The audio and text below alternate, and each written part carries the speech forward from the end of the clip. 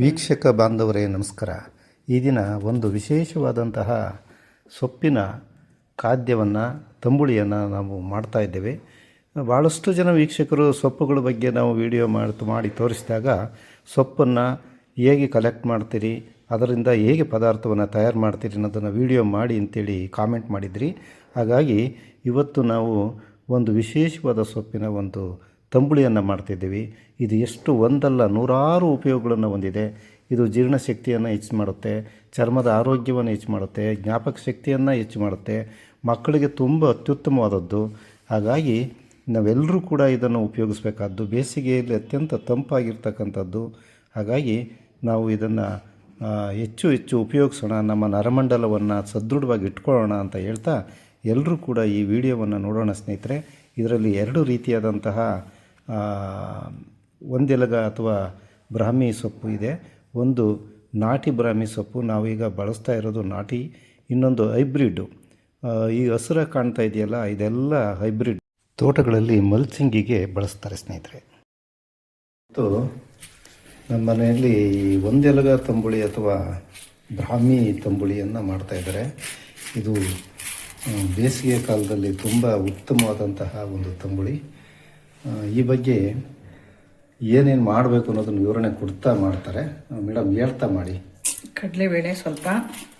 ಏನು ಮಾಡ್ತೀರಿ? ಕಡಲೆಬೇಳೆ ಹುರ್ಕೋಬೇಕು ಸ್ವಲ್ಪ. ಹುರಿತಾ ಇದ್ದೀನಿ. ಅಲ್ಲ, ನಮಗೆ ಎಣ್ಣೆ ಹಾಕಿ ಹುರಿತಾ ಇದ್ದೀನಿ. ಸ್ವಲ್ಪ ಎಣ್ಣೆ ಹಾಕಿ ಹುರಿತಾ ಇದ್ದೀನಿ. ಉದ್ದಿನ ಬೇಳೆ ಸ್ವಲ್ಪ, ಕಡಲೆಬೇಳೆ ಸ್ವಲ್ಪ, ಉದ್ದಿನ ಬೇಳೆ, ಧನಿಯಾ ಒಂದು ಸ್ಪೂನ್ ಧನಿಯಾ. ಅವನ್ನೆಲ್ಲ ಹಾಕಿ ಸ್ವಲ್ಪ ಎಣ್ಣೆ ಹಾಕಿ ಫ್ರೈ ಮಾಡ್ಕೊಳ್ತಾ ಇದ್ದೀನಿ. ಇದು ಧನಿಯಾ ಎಲ್ಲ ತಂಪು, ಬೇಸಿಗೆನಲ್ಲಿ ತುಂಬ ತಂಪಾಗಿರ್ತಕ್ಕಂಥ ಆಹಾರ ಆಗಿರೋದ್ರಿಂದ ಧನಿಯಾ ಬಳಸೋದು ಒಳ್ಳೆಯದು.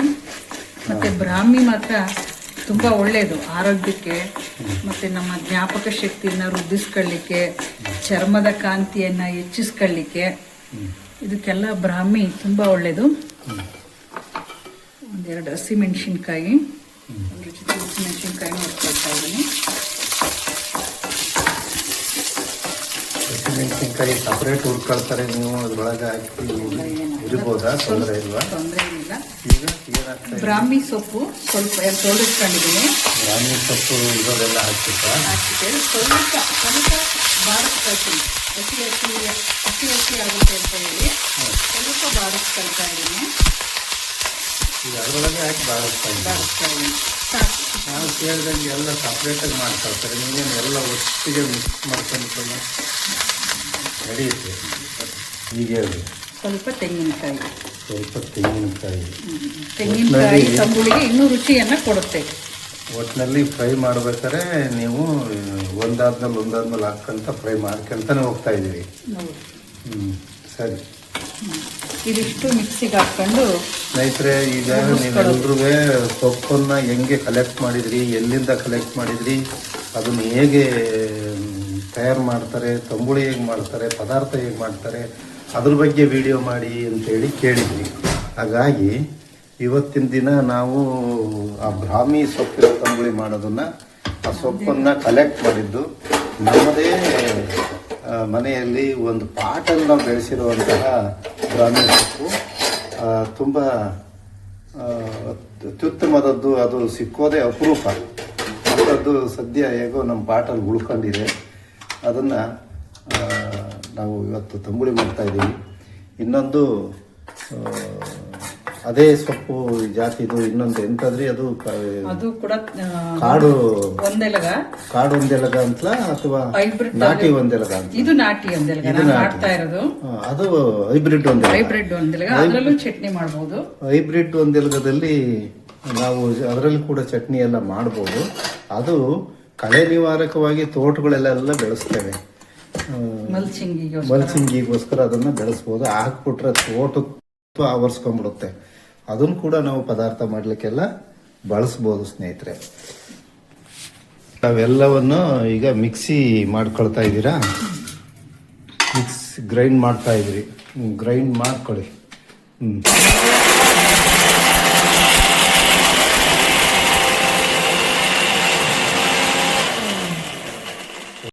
ಗ್ರೈಂಡ್ ಗ್ರೈಂಡ್ ಮಾಡಿದ್ದನ್ನು ಒಂದು ಪಾತ್ರೆಗೆ ಹಾಕ್ಕೊಳ್ತಾ ಇದ್ದೀವಿ. ಏನು ಹೇಳ್ರಿ ಮೇಡಮ್?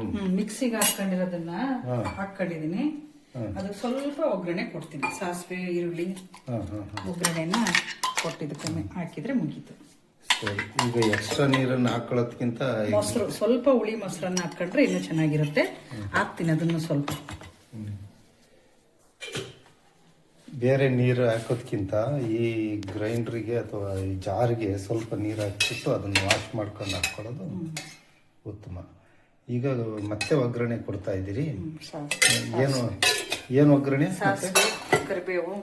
ಹಾಂ, ಇದಕ್ಕೆ ಸ್ವಲ್ಪ ಒಗ್ಗರಣೆ ಕೊಟ್ಟರೆ ಸರಿ. ನಮ್ಮಿಬ್ಬರಿಗೂ ಒಂದು ತಂಬುಳಿ ತಯಾರು ಮಾಡ್ತಾ ಇದ್ದಾರೆ. ಸಿಂಪಲ್ ಆದ ತಂಬುಳಿ.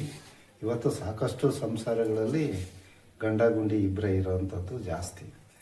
ಸಿಂಪಲ್ ಆಗಿರೋದಕ್ಕೆ ನಾವು ಒಂದೇ ಪಾಟಲ್ಲಿರೋದು ನಮ್ಮಿಬ್ಬರಿಗೆ ಸಾಕಾಗುವಷ್ಟಾಗುತ್ತೆ ತಂಬುಳಿಗೆ.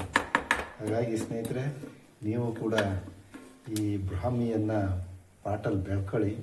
ಹಾಗಾಗಿ ನಿಮ್ಮ ಮನೆಯಲ್ಲಿ ಕೂಡ ತಂಬುಳಿಯನ್ನು ಮಾಡ್ಕೊಳ್ಳಿ. ವಾರಕ್ಕೊಮ್ಮೆ ಬೇಸಿಗೆಯಲ್ಲಿ ಅದರ ತಂಬುಳಿ ಬಹಳ ಶ್ರೇಷ್ಠವಾದದ್ದು.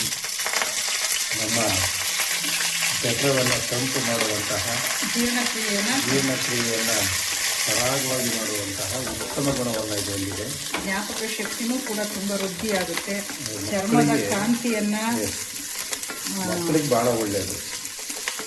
ಹಾಗಾಗಿ ಮಕ್ಕಳಿಗೆ ಅದನ್ನು ಪೌಡ್ರ್ ಕೊಡ್ತಾರೆ. ಸರಸ್ವತಿ ಸೊಪ್ಪು ಅಂತಾನೂ ಕರೀತಾರೆ ಇದನ್ನ.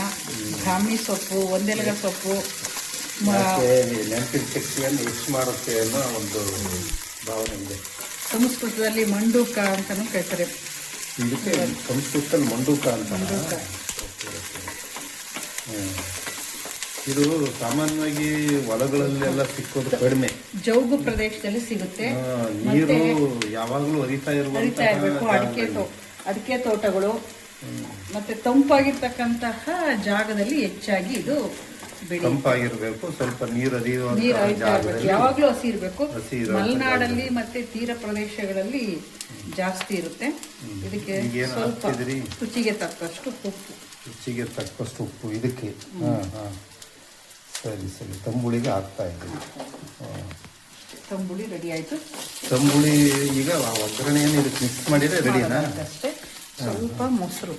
ಸ್ವಲ್ಪ ಮೊಸರನ್ನ ಹಾಕ್ಕೊಳ್ತಾ ಇದ್ದೀರಿ. ಅದನ್ನ ತಂಬುಳಿಗೆ ಮಿಕ್ಸ್ ಮಾಡ್ತಾ ಇರೋದು. ಮೊಸರು ಹಾಕಿದ್ರೆ ಚೆನ್ನಾಗಿರುತ್ತೆ, ತುಂಬಾ ಚೆನ್ನಾಗಿರುತ್ತೆ. ಕೆಲವರು ಹಾಗೆ ಚಟ್ನಿ ಕೂಡ ಮಾಡ್ಕೊಂಡು ತಿಂತಾರೆ. ತಂಬುಳಿಯಲ್ಲಿ ಮೊಸರು ಹಾಕ್ಬೇಕಾದ್ರೆ ಕೆನೆ ರಹಿತವಾದ ಮೊಸರನ್ನ ಬಳಸೋದು. ಕೆನೆ ಇದ್ರೂ ತೊಂದರೆ ಇಲ್ಲ, ಕೆನೆ ರಹಿತವಾಗಿದ್ದರೆ ತುಂಬ ಚೆನ್ನಾಗಿರುತ್ತೆ.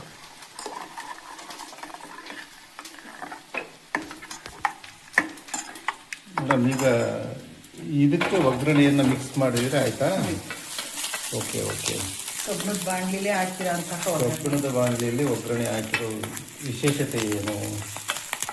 ಕಬ್ಬಿಣದ ಪಾತ್ರೆಯನ್ನು ಬಳಸೋದು ಒಳ್ಳೆಯದು.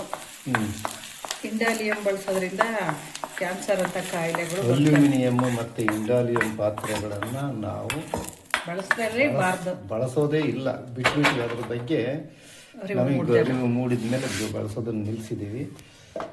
ಇಂಡಾಲಿಯಮ್ದು ಕುಕ್ಕರ್ಗಳು ಕೂಡ ಇದ್ದಾವೆ, ಅವನ್ನು ಕೂಡ ನಾವು ಬಳಸೋದನ್ನು ನಿಲ್ಲಿಸಿದ್ದೀವಿ. ಈಗ ಯಾವುದು ಸ್ಟೀಲ್ ಪಾತ್ರೆಗಳು ಮತ್ತು ಈ ಕಬ್ಬಿಣದ ಬಾಣಲಿಗಳು ಇವುಗಳನ್ನು, ಆಮೇಲೆ ನಾನ್ ಸ್ಟಿಕ್ ತವಗಳನ್ನಂತೂ ದಯಮಾಡಿ ಯಾರು ಬಳಸಬೇಡಿ. ನಮ್ಮ ಆರೋಗ್ಯಕ್ಕಿಂತ ಗಟ್ಟಿ ತುಂಬ ತೆಳು ಇರಬಾರ್ದು, ಇಷ್ಟು ಮಂದ ಇರಬೇಕು. ಮಂದ ಇದ್ದರೆ ಮುದ್ದೆ ಊಟ ಮಾಡಲಿಕ್ಕೆ ಚೆನ್ನಾಗಿರುತ್ತೆ. ಎಸ್.